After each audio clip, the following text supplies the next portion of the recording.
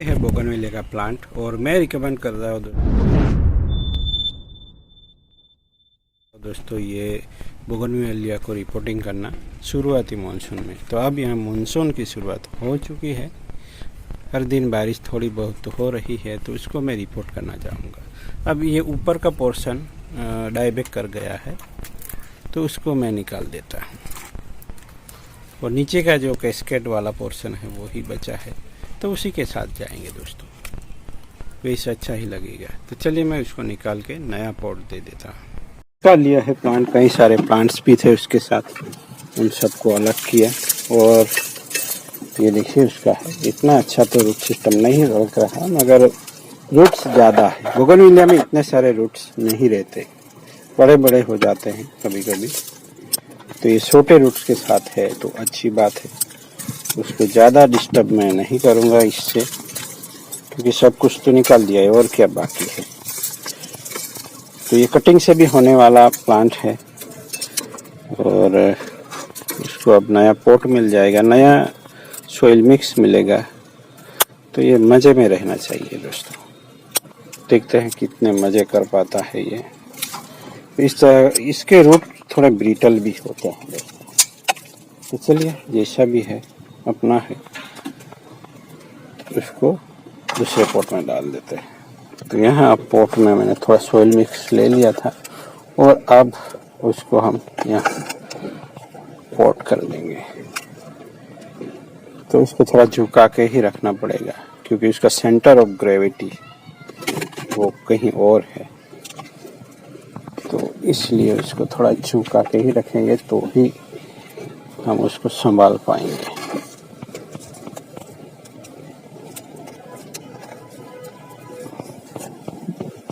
तो इन सब मूलभूत बातों का भी ध्यान रखना होता है। इस पौधे को कैसे और कहाँ प्लेस करें दोस्तों। ये जो मूलभूत रूल्स होते हैं फिजिक्स वाले, ये पूरा नीचे जा रहा है, यानी ये बैलेंस में बिल्कुल नहीं है, तो इसको मुझे सीधा भी करना पड़ेगा। तो ये सेंटर ऑफ ग्रेविटी का मामला मुझे सुलझाना पड़ेगा, क्योंकि पॉट में वेट कम है और उसका वेट ज़्यादा हो रहा है। तो मैंने क्या किया दोस्तों, पूरे रूट बेस को ही चुका दिया पीछे से, तो अब ये बैलेंस हो गया है और इसमें ये स्टेबल भी रहता है। तो ये सब मामले हैं दोस्तों, फिजिक्स वाले भी सुलझाने पड़ेंगे। अब ऐसे ही कहीं भी कैसे भी प्लांट करने की कोशिश करेंगे नहीं होगा। कुछ पढ़ाई की है तो उसका भी यहाँ इस्तेमाल में ला सकते हैं दोस्तों। पॉट भी मैं बनाता हूँ तो वो सब ध्यान में रखते हैं, फिजिक्स की मूलभूत बातें, फोर्स कहाँ लगेगा, पॉट कहाँ से खड़ा रहेगा,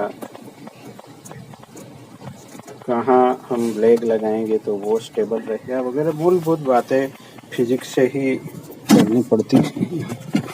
ये देखिए अब ये स्टेबल रहेगा, थोड़ा सा और झुकाने की कोशिश करूँगा इस तरीके से, तो यहाँ से सीधा भी रहेगा।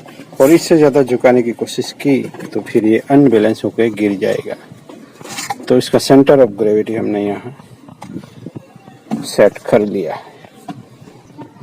तो देखा आपने ये गिर पड़ रहा है, तो उसको सेंटर ऑफ ग्रेविटी को बैलेंस करने के लिए मैंने उसको यहाँ एक स्टोन रख दिया है, जिससे ये गिरना बंद हो जाएगा। ऐसे ही अटका के रखूँगा यहाँ उसको स्टेबल करने के लिए, नहीं तो ये लुढ़क जाएगा। कोई यहाँ बैठा पंछी तो भी ये लुढ़क सकता है, तो उसको बैलेंस करने के लिए दोस्तों। तो इस तरह फिजिक्स के रूल भी काम के होते हैं, क्योंकि हर चीज़ों में फिजिक्स है या मैथ्स है, उसके साथ को रिलेट कर पाए तो फिर आप आर्ट को एक नए नेक्स्ट लेवल पे जा सकते हैं।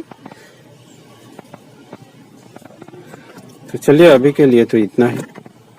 उम्मीद है वीडियो पसंद आया हो। इसमें अभी भी फ्लावर है, बीच में बारिश नहीं आ रही थी तो पानी खींचता है, कम मिलता है तो ये फ्लावरिंग स्टार्ट कर देता है। पानी ज़्यादा मिलेगा तो ग्रोथ स्टार्ट कर देगा।